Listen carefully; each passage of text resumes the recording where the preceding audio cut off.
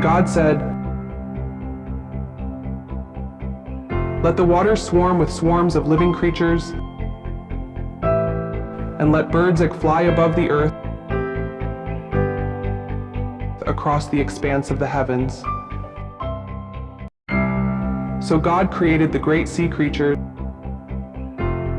and every living creature that moves, with which the waters swarm according to their kinds, and every winged bird according to its kind. And God saw that it was good, and God blessed them, saying, "Be fruitful and multiply and fill the waters in the seas, and let birds multiply on the earth." And there was evening and there was morning, the fifth day.